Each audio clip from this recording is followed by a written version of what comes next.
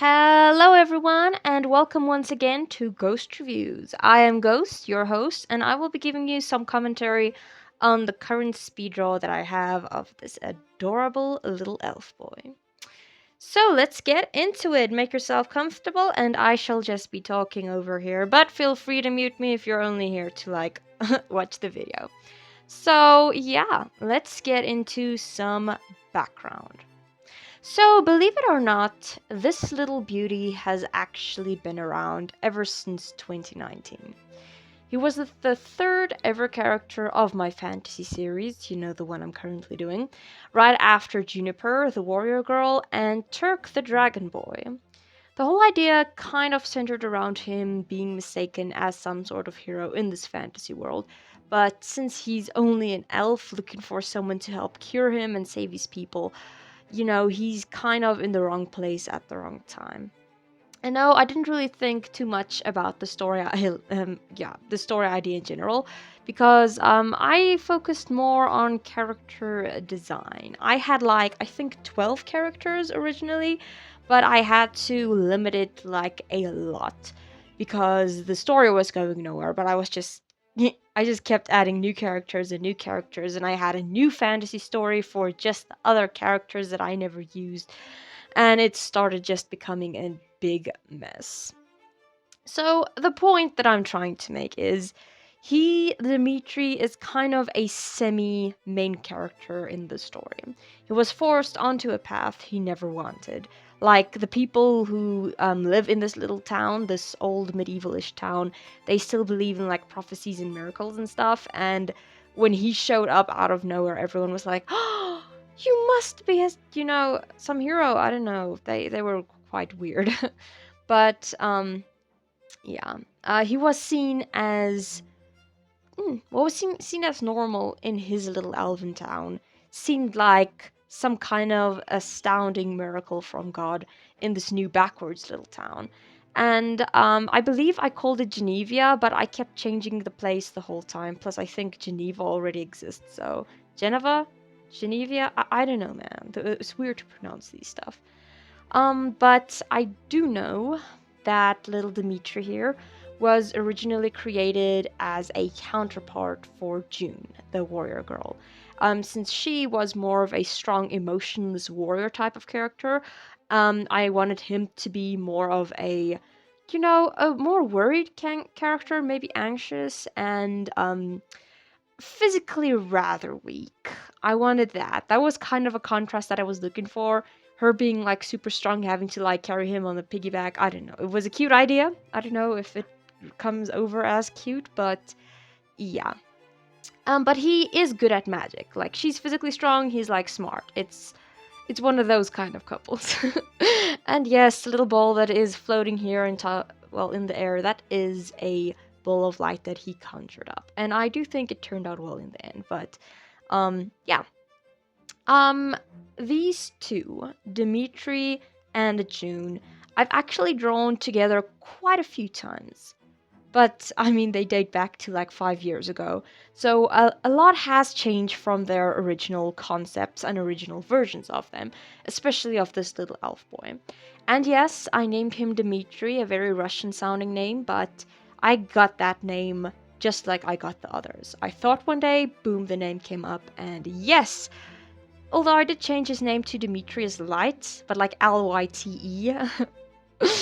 Oh, don't ask me why. I thought I was being very smart when I named him. So he's just a worried little freckled elf boy stuck in a town of hopeless people mistaking him for their beacon of hope. Kind of like a messiah, but I mean, this is a medieval one. I didn't know what they call it there. Oh, no. So the drawing itself, getting into the whole drawing. Even though the first versions of my fantasy characters were all mainly black and white, I did eventually end up creating color versions of each of them to see if the characters in the series actually harmonize well with each other. At first, I wanted to give Dmitri, this little boy here, a kind of similar armor to Juniper, but yeah, having two silver armors and both characters with red capes kind of made them look very similar, even though he was kind of seen as more important than June. He just came there, she was there a long time, suddenly they're both on the same level. No, I didn't think that would work out. So I, of course, wanted to change it up a bit. And I don't believe I actually did do a color version of Dmitri with a cape. Um, very rarely I actually draw the capes on the characters, except with Turk the Dragon Boy, because without the cape he's basically just half naked, so I kind of have to add it in. The other characters, their armor already has like a super lot of detail in it, so I kind of slack down on that most of the time. But yeah. So of course I did decide to tweak a few things in his design. The first thing to go was of course all that useless armor that was around his arms. I think I had like an elbow pad for him, something here in front that was like way too thick, even here on the upper, the triceps, biceps? Yeah, that part of the arm. He also had armor, and I think somewhere after I designed his first draft, I figured out that this is actually making it hard for him to move. The first thing in combat is, of course, you have to protect yourself, but secondly, maneuverability. So I cut off a lot of the armor that he had just so he could, like, move a lot. And then, of course, there was this useless, like, fabric around his waist that I got rid of and added a belt instead. And then those big ass eyes of him. I had this style of drawing eyes. They were round and they kind of gave me a lot of Star versus the Forces of Evil vibes. And I used them for almost all my characters, especially Dmitri. So I decided to just get rid of that and hopefully fix him up, even if just a little bit. Because he was a man, he wasn't a child, and I always made the characters look very super incredibly young. So I had to change that. So the first thing I did was to give him kind of a center parting. Instead of just having his hair fall like bangs across his face, I wanted to see more of his expression, so I gave him that.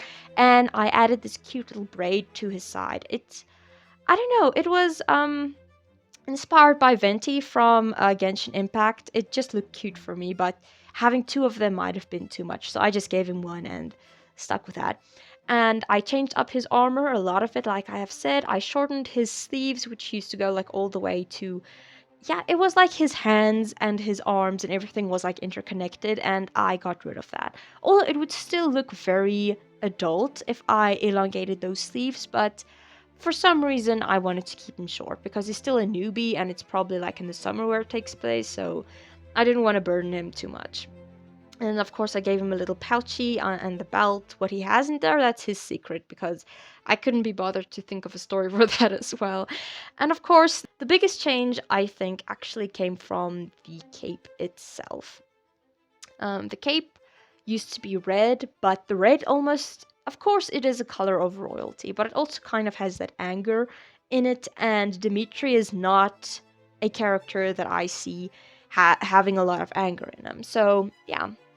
And then, of course, I changed up the eyes. His original drawing had more like a cold blue, a very cold blue to it. And I wanted to keep that, but I also wanted to have that yellow in it as well. Blue and yellow I got from another series. Oh goodness, it's about a wolf boy. It's on Webtoons. I cannot think of their name now. But Lumine, probably Lumine. Yeah, that boy. Also stole a bit of his character design and put him in here. But yeah, forget that. I did not steal anything. But yeah. So Dmitri actually has always had blue eyes for as long as I can remember. It sometimes dabbled between blue and yellow, but I decided to give him blue eyes if he's just normal, and give him a hint of yellow or completely yellow eyes if he is using his magic. It's a cute little thing that I wanted to add, especially just tiny little details like that. I think kind of makes it fun drawing these characters, that they're not always just looking the same. The white hair, of course, I always want to give him like a white hair since it leans towards the mystical. usually people don't have completely white hair unless they're like super old or they dyed it. So I thought, let's keep this in. He's not an old man, he's a child. You can see it on his face. Do you see any wrinkles except there where he's frowning? No, you do not. So he's a young white-haired elf boy. And I think I also decided to make all the elves like that, right? Because in Full Metal Alchemist, there is this entire race of people with like red eyes, dark skin, and white hair. And I thought that is amazing. I actually want to add that in. So all the elves have white hair. They can have different color eyes, of course, but to me, the white hair is a thing that definitely all of them have. It's not interbreeding, guys. This is not, no, it's no incest there. It's just their race. That is how they are. And I mean, I've always been kind of attracted to white hair characters, especially in anime, like Bell from Danmachi. He was definitely the main reason I even watched that series for as long as I did.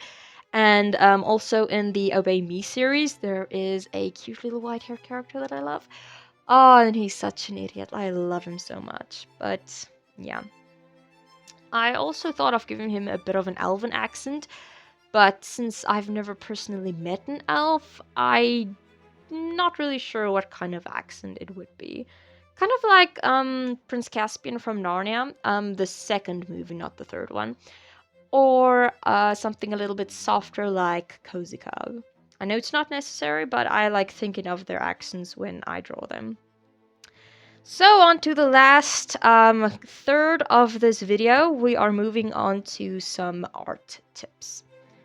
So this picture is just like my angel drawing. It has a lot of similarities in both the drawing and the coloring style. Both have super sharp eyes, messy hair, tend to lead more towards the light, while my clowns, they leaned more towards the darker side of things. This picture in particular was more of an in-between, I think, since Dmitri was conjuring up light, but he was surrounded by darkness. And that contrast was something that I actually did lean towards. So that leads me to my first step, which obviously, once again, is background references. And yes, using background references is kind of risky if your art style is like well defined. But if you are a digital artist and you are running low on fumes or on time or whatever, then go to Google, download a free to use image, crop it to fit in your background, of course, put a Gaussian blur layer on top of that, and then yeah, you're basically settled. You can also add like a few gradients, like darker gradients on top of that, if you want to give it a bit more of a natural feel to it, or you can just do what I did and add a bunch of darker layers on top of that with lower opacities to get that feel that you want. Like, this is not in the middle of the day, this is in the middle of the night. This boy is traveling alone and he's scared, and the poor little ball of light isn't really doing much. Anyway, so my second tip for you guys is to play around with the layer's opacity even when working with light, especially when working with light. In general, when you're adding a layer on top of your character to add like highlights or soft lights or something like that, then you would either use a linear dodge or overlay. Those two settings, if you look here on the right hand corner of my screen, usually the layer has a label called normal. You click on that normal and there are a lot of choices to choose from, but I only use like maybe 6 of them most of the time and play around a lot with the opacity. But yeah, both of them, linear dodge and overlay, could work for light. You can use that with darker layers as well, the overlay, but not the linear dodge, because that kind of just makes everything white. But yeah, especially in this character, with the little light ball that Light was conjuring up, he, I first wanted to just give it like a normal layer, and with all those rings just kind of blurred out. But as I was playing around a little, I did find out that the overlay layer does work best for that. It doesn't cause too much light, especially on the shadowy areas. So it does kind of give the illusion that the light is far away from the background, but it does kind of um, it has a big effect on the objects that are close to it. So yeah, that was especially what I was looking for. And that brings me to the last tip for today, which is use ambience layers. Yes, using an ambient layer seems like very messy, but it's basically a layer that you put over all of your other layers of the character that you're drawing, the colored in character that you're drawing. You kind of just color drop a color from the background on top of your character, and that would kind of make the character blend into the background. But if you are using like a heavy contrast in light, like I did with this picture, it would be best to kind of just erase the places that the light does not hit, and then it would again give a kind of a deeper feeling to that light. And that is exactly what I did over here with little Dmitri. And I think everything eventually did come together rather okay. I'd probably give you a few tips on how to do light in future videos, but yeah, with the speed draw you could see exactly how I struggled a bit with creating it. But yeah, so yeah guys, that was the speed run of my little elf OC Dmitri, and I gotta say, I really did like how he came out. Of course, I don't know how to draw hands all that well yet, and I would probably have to add in more detail, especially nails. That's something that I would want to add in the future, and especially men, they have more detail in their hands than women do, so I'm gonna probably have to look into that. So yeah guys, that is all I wanted to share with you guys today. I am a little sick at the time of the recording, so I do apologize if I'm not sounding myself, but I do promise I will sound better for you guys next time. Thank you so much for watching, and yeah, I will see you guys next time. Bye!